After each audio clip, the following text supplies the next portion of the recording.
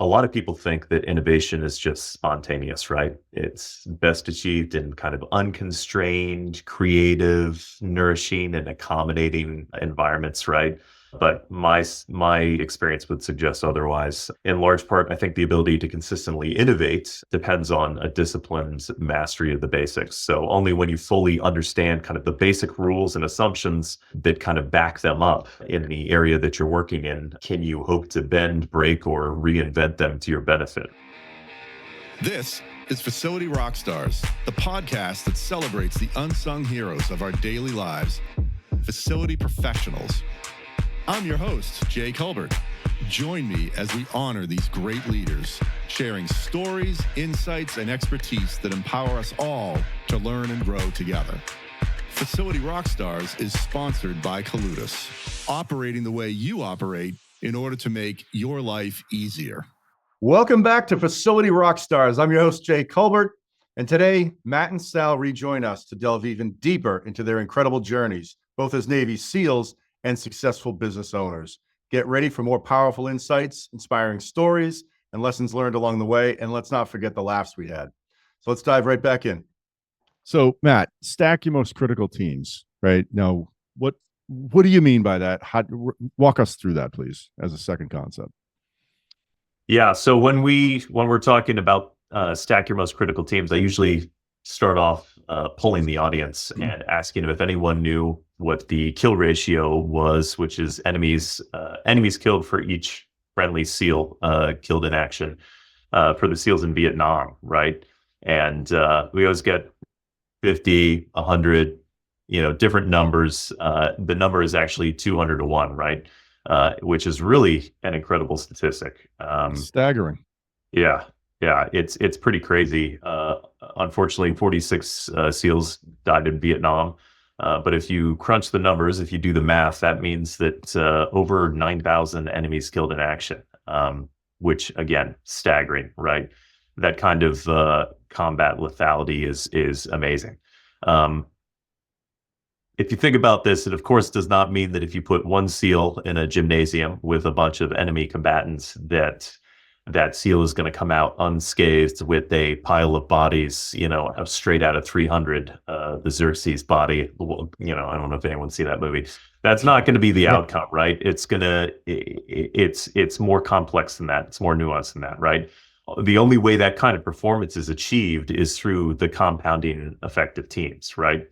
Specifically, teams that have an abundance of high performers can vastly outperform teams of mixed performers, provided the right structure, conditions, and incentives, some of which we've talked about prior to this, right? So put another way, the performance of a team of high performers, all high performers, can be greater, potentially much greater than the sum of its parts, right? So then we talk about kind of how do you, what does this insight mean for business owners outside of the SEAL teams or outside of sport teams? How can we leverage this insight when we're assembling teams in the real world, especially when you don't have a team of all high performers like we do in the SEAL teams, right? Or at least a large amount of high performers. But what it means is that we need to be deliberate about allocating talent and resist the urge to simply spread it out among all of our teams, right? And that's in consulting and throughout my time in the private sector. That's what I notice is kind of the prevailing wisdom, right? I'm going to take my highest performing guys, girls, and I'm going to allocate them evenly, and I'm going to hope that they bring everyone up with them, right? I'm going to hope that they nurture and mentor and, bring up all these, B, C, D performers. And that's the best way that I can, best bang for my buck that I can get. And I challenge people to kind of rethink that, right? Again, they're hoping, occasionally it works, but more often than not, you get really haphazard results and a much higher likelihood of those high performers heading for the door, right? So alternatively, what people should think about doing is prioritize, right? So look at your your highest priority tasks and missions, and the things that you can't fail on, and put together a team of high performers to go and crush it, right? So if you don't do it that way, you risk underutilizing your talent, increasing turnover, and really putting at risk some of those more important missions. If that makes sense. Yeah, it does. It definitely does. And I, in my experience, I see that happens at times, but not often enough throughout my entire career. So what advice would either you, Sal, or you, Matt, give for a team that isn't currently doing this, and how could they be audacious and start doing it? Right. Mm-hmm. What's the step they could take in that direction? Yeah, I can go. I can keep talking, no problem. Um, for this, I mean, a lot of being managing teams successfully is getting to know each individual and their strengths and weaknesses. Like, where are they a top performer, and making sure you're utilizing them as such. So, a good place to start is to get to know your people and to understand where they excel, and that will allow you to utilize them in the best way possible. So that's a great place to start. Get to know your people, get to know what they're good at, get to know what they're not great at. On the flip side of that, which I've already said, prioritize your what you need to get done in your business, right? Every business should have yearly strategic priorities that they're working towards, right? At least yearly, and you should probably be looking at further out, 3 to 5 years as well. And those yearly strategic priorities should fit in with that greater strategic plan that you've developed. Sure. But identifying those 3 to 5 priorities and making sure that that's where you're spending 80% of your time and your team's energy, and you're assigning some real superstars to lead up and to manage and to run those priorities. Great insights. Thank you, Matt. Something worth thinking about, when you're spreading out that talent like that. So let's just say, there's some number. You have 4 sales teams, right? Each sales team has 5 people. You have in your company 4 super high performing salespeople, right? If you're spreading them out, are you essentially asking them to take on more responsibility, to take them kind of off their mission focus, which is getting sales, and try to coach these guys up, these lower performers up? Are you asking them to take on that responsibility? Because if you are, you're taking their focus away from generating revenue, and then to kind of more of a training, kind of a more of a coaching, kind of trying to, hey, bring these guys up. Because if you are spreading out your talent, why are you doing it? You're hoping it's just going to rub off magically, that people are going to see these high performers as part of their team and think, oh, now I'm a high. No, you have to train those people up. And if you're asking your high performers to do that, you're going to lose their effectiveness out in the field. This is a really, really good point, Sal, thank you for bringing that up, because it ties in with, this has come up on the show and certainly in our lives and our careers, but you take an individual contributor, at least this is what I'm translating to a degree, and you try to make them you'll be a great team leader. Well, maybe they wouldn't be a great team leader, right? That's not what they excel at. Okay. Yeah. Thank you for bringing that up. Great distinction, and certainly lands. But it all circles back to what Matt was saying, which is know your people, right? And it is kind of lazy just to take hey, these are our top 4 performers. Let's spread them throughout our top, our 4 sales teams. And hey, it's magically going to improve, the sales team's performance. The performance of the teams is going to improve by doing that. It's just probably not the case. It's probably going to suffer, because now those top performers aren't performing. They're relegated to kind of this coaching management role that they might not be best suited for. Yeah, I think that's a good way, to kind of contextualize this. That we all know about kind of the Pareto distribution, right? And I think that pretty much goes through every sales organization. You have, 80% of the leads are developed, or 80% of the deals closed by 20% of the sales individuals, right? So you got your superstars. Well, if you pair your superstar, who is getting 10x more deals done than anyone else in the firm, right? But you pair him with like an SDR and a admin individual that aren't top performers, right? And he's having to walk them along to educate them. His productivity goes from 10x down to 3x. That drops your company's productivity. It has a outsized impact, right? So your best move would be to have a superstar team where he can focus just on his job, on selling 10x, maybe 15x when you put him with the best support personnel you can to execute his deals, get the paperwork done, find leads, and just let him eat, right? So you just reminded me, Matt. We have to touch on paperwork.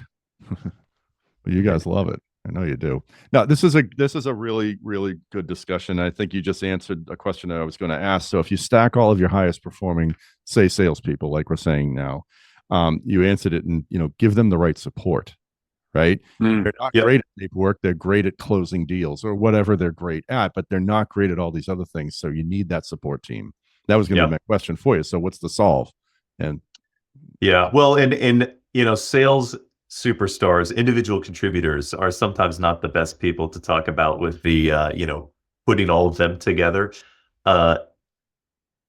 The right structure, the right conditions, the right incentives are critical. If you have 3 individual contributors who are all chasing after their own quotas, that is a recipe, a structure for disaster, right? So you can have all 3 of them and be like, oh, I have this key account that I want them to go after. The worst idea possible is probably to put 3 of your sales superstars on a single account. So I want to make sure to caveat this by the right incentive structure, the right conditions are set for those kind of high performing teams. Great stuff. I will keep us moving because we have so much to cover, guys. So the third topic is drive innovation by mastering the basics. Right. Yes. And I'll just, again, Matt, I think you're going to take the lead on this. Go right ahead. What do you mean by this? What should the audience learn? What can you share? And this, I won't say that this is my original thought. This is how we structure training, and this is how we kind of, this is a crawl, walk, run philosophy that we go with in the SEAL teams, not just in the SEAL teams, but everywhere else. We really anchor to this in the SEAL teams though, right? So the SEAL teams were world renowned for innovation at both the operational and tactical levels. We try to constantly evolve our strategies and tactics, right? And it's embedded in our SEAL code that Navy SEALs excel as warriors through discipline and innovation, not through superior numbers and conventional thinking, right? So innovation is really a key component of our success, at least I believe. So a lot of people think that innovation is just spontaneous, right? It's best achieved in kind of unconstrained, creative, nourishing, and accommodating environments, right? But my experience would suggest otherwise. In large part, I think the ability to consistently innovate depends on a disciplined mastery of the basics. So only when you fully understand kind of the basic rules and assumptions that kind of back them up in the area that you're working in, can you hope to bend, break, or reinvent them to your benefit, right? I think it was Isaac Newton who said, if I have seen further, it's by standing on the shoulder of giants, right? And this is to say that a deep understanding of foundational theories that were kind of set before him and that preceded him enabled the development of the reflective telescope and theory of light and color and universal gravitation, all that stuff that he came up with, right? Calculus. So one of the things that SEALs excel at specifically is called close quarter combat, or CQC for short. And in layman's terms, that's the tactics that are employed to clear buildings and towns with precision while minimizing risk to friendlies and civilians, right? So it's half art, it's half science, and requires practice and innovation to be successful. Complex operations often involve multiple maneuver elements of assaulters, air assets, artillery, dogs, explosives, drones. All of these are like choreographed at night to surprise and overwhelm the enemy, right? However, the only way that operations like those are possible is because of the way we train as teams, right? So every 2 years, SEAL platoons go through a workup for deployment, and then we deploy for 6 months. And they'll go through like a basic CQC training block. And every single time that training starts the same way at the most basic level, right? And then progressively builds from there. So you'll be daytime at a stationary range like we were shooting, Jay, just at a stationary target, right? And then you'll move on to maybe shooting and moving, and then maybe shooting and moving as a team, shooting, moving, and communicating with radios, then single room entries, multi-flow, etc. So it's crawl, walk, run throughout the entire training cycle, right? And then over the course of months, 6 months, the team kind of masters and builds on the basics that really unlock the ability to orchestrate complex profiles like the one we kind of talked about. So we can really apply those same principles in business, I think, and I can let Sal chime in here, of course, as well. But ensure that your teams have mastered the basics, right? So in strategy consulting, it means communicating complex ideas in simple terms, running effective meetings and workshops, and doing a good job like structuring problem solving, right? And when those basics all become second nature, it kind of liberates the team to focus on developing breakthroughs and innovative concepts, right? Perfect. I have a question, Matt. Great stuff. So we talked about a lost night vision piece of equipment or a lost firearm, and like, wow, like what does this do? What's the consequence there? What happens when something like that happens in the SEALs world? Yeah, I mean, a popular joke, especially among the guys. It's always you stop and it's at night and somebody says, "Hey, has anyone seen my nods?" And nods is night vision. These things are like $60K a pop, right? And they're highly inventoried and they're serialized. If you lose them, there's hell to pay. What does it mean? I mean, if you lose a gun or a set of nods, it's pretty bad. Like, there's a lot of paperwork, and for the rest of that night and probably the next morning, you're going to be online searching every single place that it could have fallen off, whether that's on dry land or in the surf zone or whatever.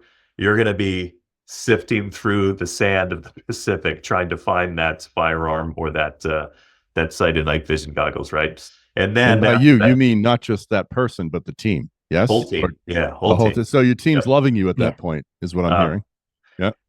Yep. I mean, there's you get a certain amount of leeway because I think we've all you operate long enough, and there's everyone's been in a scenario like that.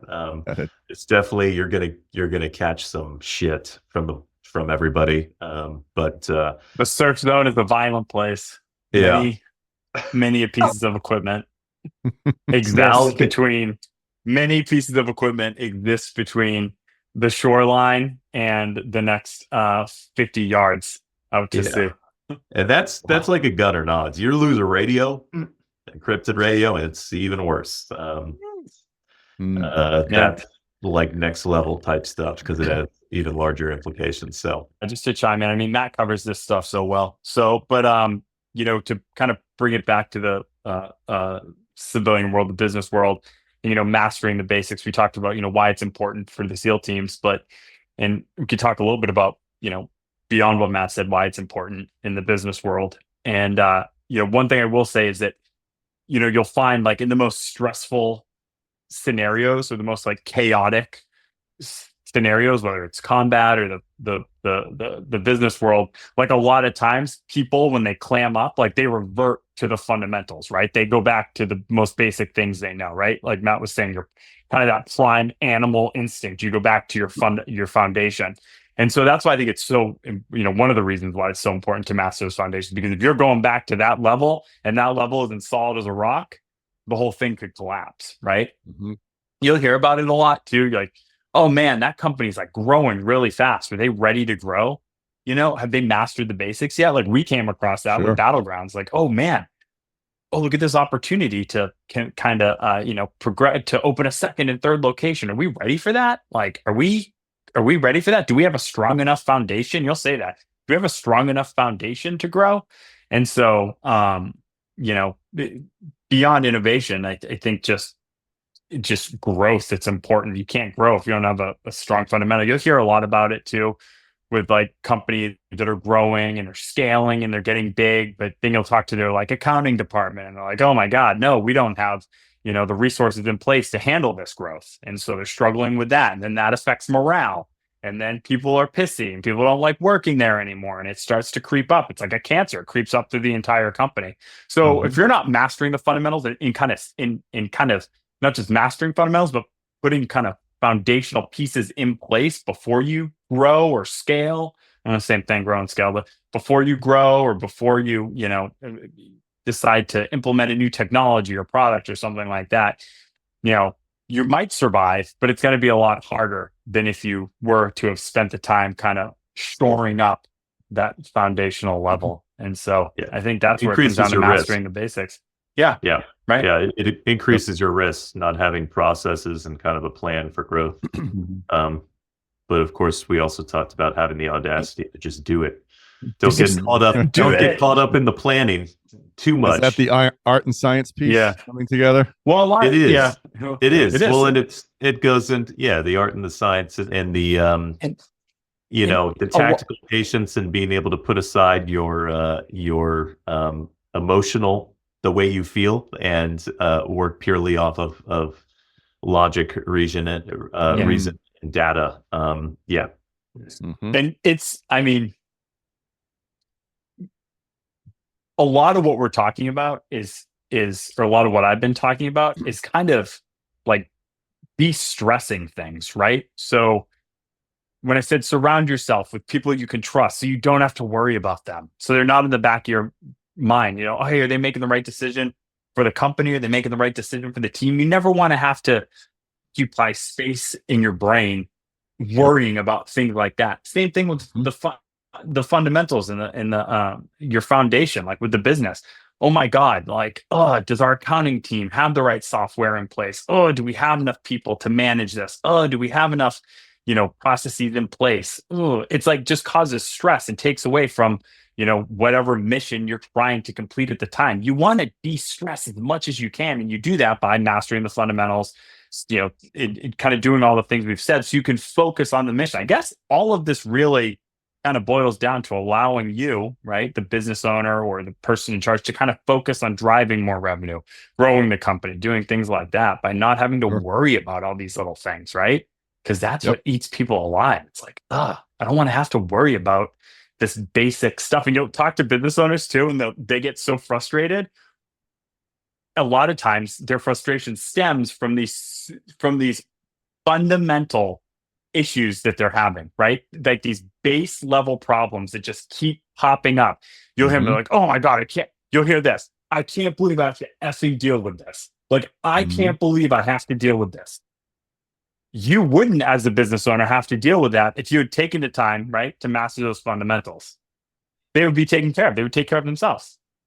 Great way to land it, Sal. Like that's spot on. It's funny. I've seen with acquisitions of smaller companies, when the owner does a lot of different roles, they're just ecstatic that they've been bought by a larger company because all those support mechanisms are in place and they don't have to effing do that anymore, right? The 3-step system, Matt, that you walked us through was excellent. And it sounds like it's a great time for us to move to, I want to give you guys a chance to talk about your business, BlueBean.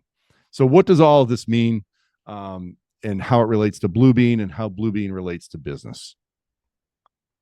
Yeah, great question. I mean, I think this is a great segue, and it sounds like Sal was intentional in the examples that he used, trying to tee this up as a segue. But are you suggesting he was subtle?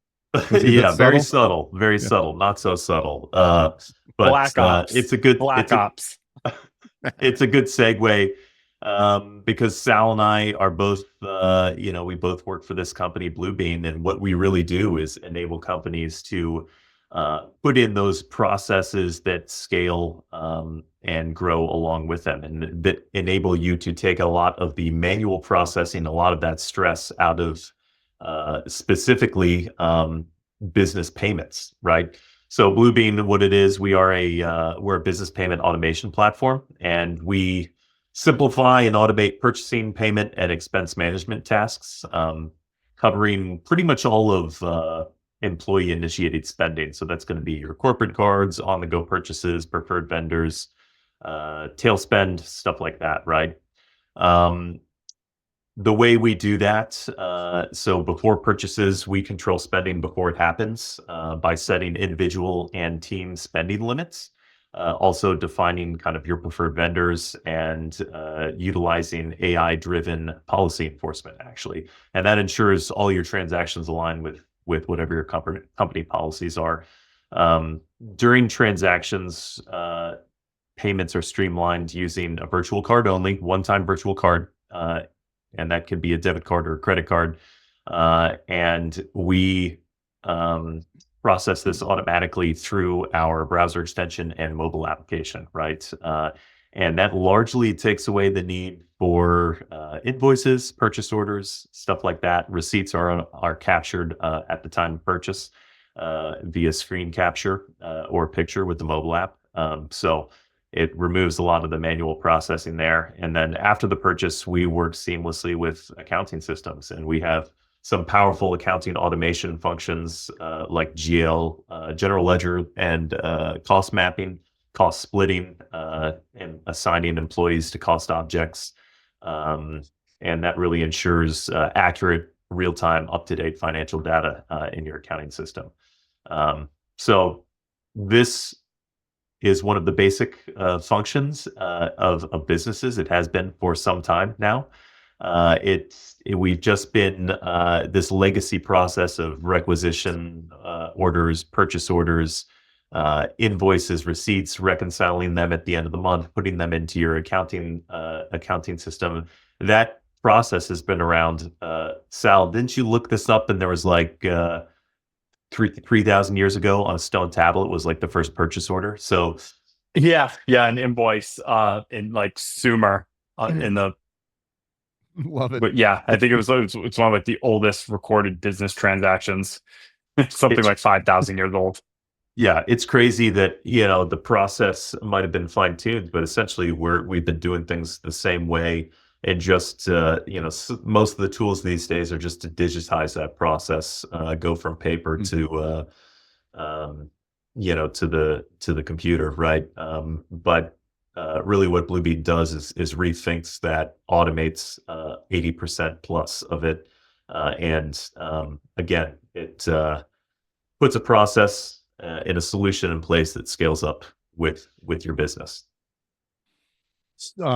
Great run through. What's the target business that would benefit the most, if there is one? Because a lot of our audience members, thankfully, are in either commercial real estate, manufacturing, facility leaders, business leaders. Is there any type of business that would specifically be best suited for this? Yeah, definitely. And it's the answer is somewhat easy. It's anybody with a large amount of employee initiated purchases, right? So if you have guys out in the field, property management, HVAC repair, stuff like that. You got a lot of guys out in the field that need to make purchases at Home Depot or at Lowe's, or business development, taking people out to dinner, paying for gas. Any employee initiated purchase, travel. That is what we can help out with, and those are the type of expenses that usually take up a exorbitant amount of time in these companies. So that's essentially our target demographic. Perfect. Anything else people should know before? Because at the end here, guys, I'll give everyone you an opportunity to share your contact information or how people can reach out and learn more on their own. But is there any other aspect of BlueBean you'd want to share here on the show? No, I mean, I think that's a good overview. We are super enthusiastic about it. If there's anything, having been in the SEAL teams, having been in the corporate world, I haven't really estimated how much time I spent collecting receipts. Like I had for a while, my wallet had like a special slot to put all those receipts. Then I had like a photo album on my phone, and then every single week, month when I was on deployment, you're reconciling your receipts and submitting expense reports, and I'm trying to make all of my guys do it too. It's like pulling teeth to have these guys do that, right? So that it was a little bit easier. Government travel claims are a nightmare. A little bit easier in the civilian world, but still, as a consultant, was doing was traveling a lot and doing a lot of. I don't know how much time I've wasted on that thankless, ridiculous task, but 100% more than I should have wasted. Right. So Sal has a similar experience. We're passionate about this product because it makes it so easy, and it not only will it save your business a lot of money, but employees love it. So rarely do you get a product that helps you cut costs and your employees aren't getting screwed over by it, right?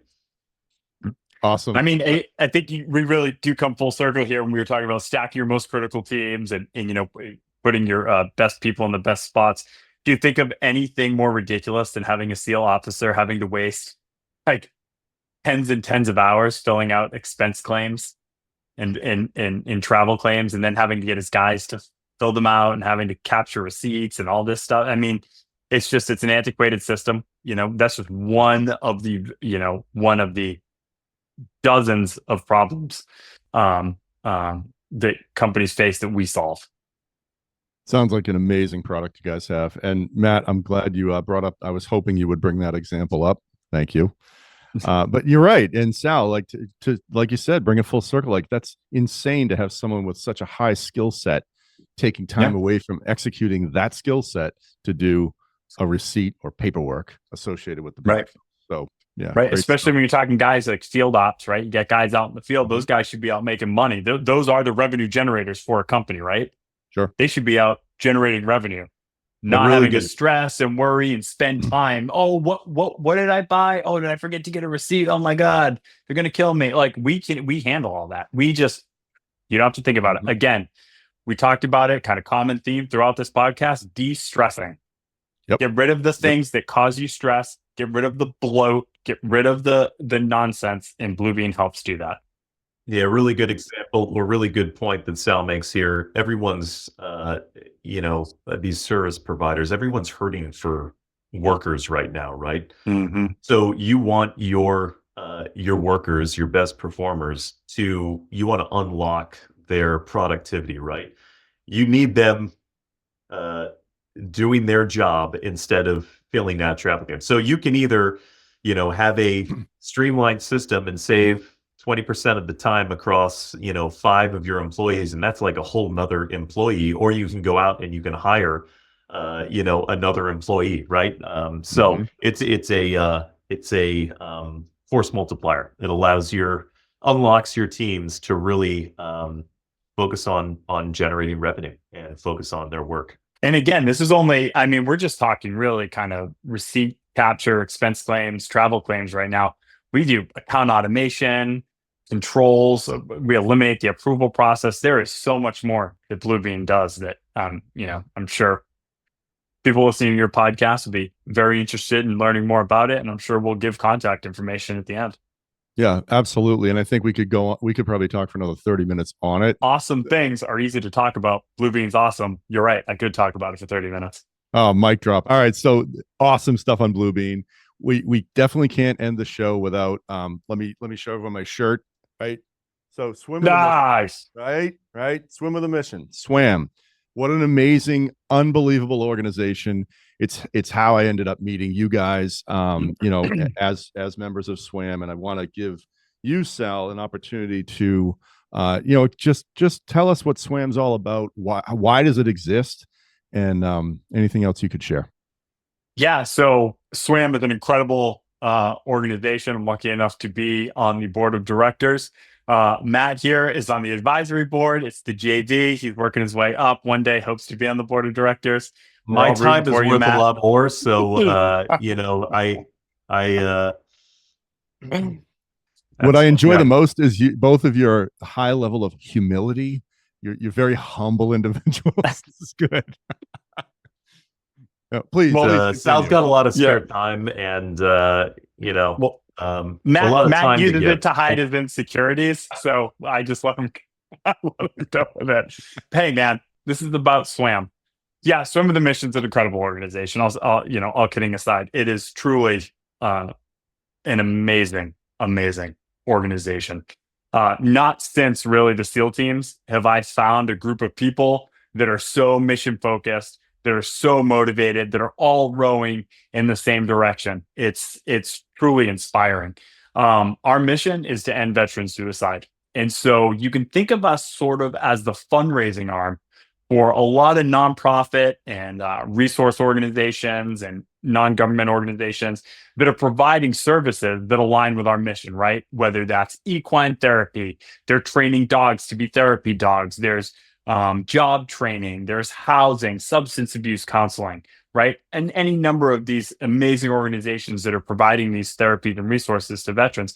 But a lot of times, these organizations that are so good at providing those services, they don't know the first thing about fundraising, right? Or they don't have the network, or they don't have the capacity, they don't have the manpower, they don't have the time to go out and learn how to fundraise or to just fundraise themselves. So what some of the mission does is we kind of take that on our shoulders. We throw, some of the most incredible events you've ever been to. Jay, I know you've been to some of them, right? We have Absolutely. Paintball with a Mission, which I am beyond proud to say we hold the world record for the largest paintball fundraiser on the planet, which is Wow. incredible. We do Fish with a Mission, which next year it'll be the largest tuna fishing tournament in New England. We do Run with a Mission. We're doing the Manchester Marathon. We're the beneficiary of the Manchester Marathon this year. We do Canine with a Mission. We do a number of different events. We do our incredible, which is my personal favorite event, our Gold Star Dinner. Our Gold Star Dinner had over 650 attendees this year, where we recognized and honored the families of Gold Star families of fallen Navy SEALs. It's one of the most incredible events you will ever attend. It is absolutely amazing. Sal, I have During to all say this, that was one of the most, sorry to break your stride, but one of the most please. moving events I've been to. It was unbelievable. The dinner was incredible. So please continue. It's something I look forward to every year. I know that there are at least 650 people that are looking forward to it, to attending again this year. So, what we do there is we honor the families of the fallen Navy SEALs, and we help raise money for the services that are helping us to eliminate veteran suicide. And so, I'll do a call to action for anybody listening. Swim with a Mission could use your support. We could use volunteers.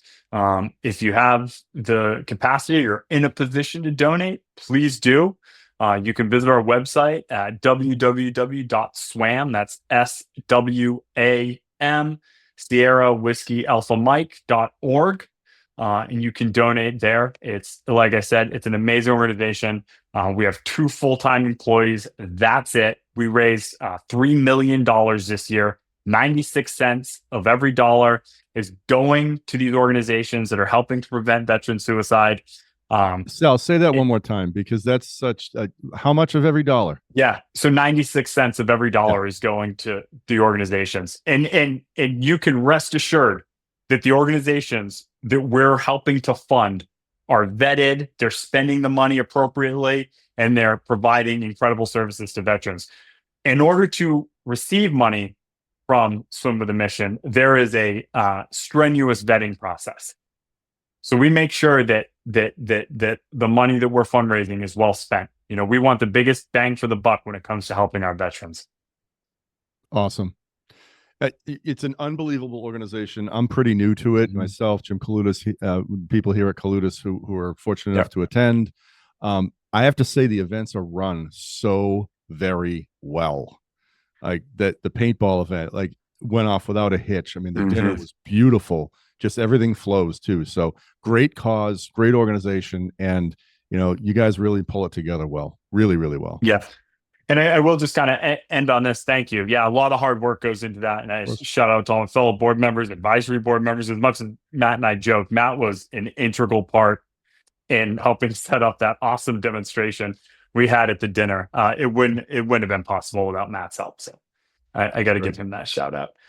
But I will also say that SWAM does have a focus on helping the SEAL community in particular, because we found that the SEAL community, because of the extraordinary amount of combat that special operations sees, that they are more adversely affected by post-traumatic stress and a number of other mental health conditions. So we do try to focus on supporting organizations that are helping out the SEAL community. It's about 45% of the money we raise goes to helping to organizations kind of focus on helping the SEAL community, and then 55% local here in New Hampshire and Massachusetts.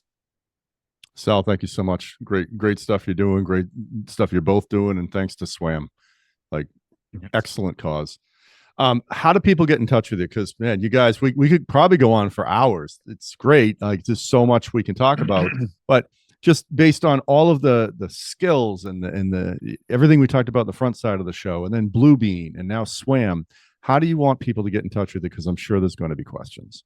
We'd love to hear from you. We'd love to tell you more about SWAM. Set up a meeting, Zoom, whatever is easy for you. You can reach me at Sal, S-A-L, Sierra Alpha Lima, at BlueBean, the color blue, bean like a bean sprout, BlueBean.ai. Anything regarding SWAM, you can get in touch with me at Sal, Sierra Alpha Lima, at SWAM, Sierra Whiskey Alpha Mike.org. So Sal at BlueBean.ai, Sal at SWAM.org. Awesome. Thanks, Sal. Matt, how about you? So if you reach out, if you'd like to reach out, my email address is matt@bluebean.ai. So same domain as Sal, just MATT. Outstanding, guys. Thank you so much for investing your time, sharing so much of your experience, your time with us. It was great to talk to you today. Likewise, Jay. Thank you. Likewise. Thanks, Jay. Huge thank you again to Matt and Sal for joining us in the second segment of Facility Rockstars. Can't thank you enough, guys. And for everyone listening, whatever you may have picked up from the leadership aspect to the business discussions we had, or just the SEAL journey along the way that these two guys shared, tell someone else about the show. Inquire. We left you the contact information. And it's been another great episode of Facility Rockstars. We will see everyone next time. It's a wrap. Another episode of Facility Rockstars is in the books. Facility Rockstars is sponsored by Kalutis, operating the way you operate in order to make your life easier. Until next time, facilitate and rock on.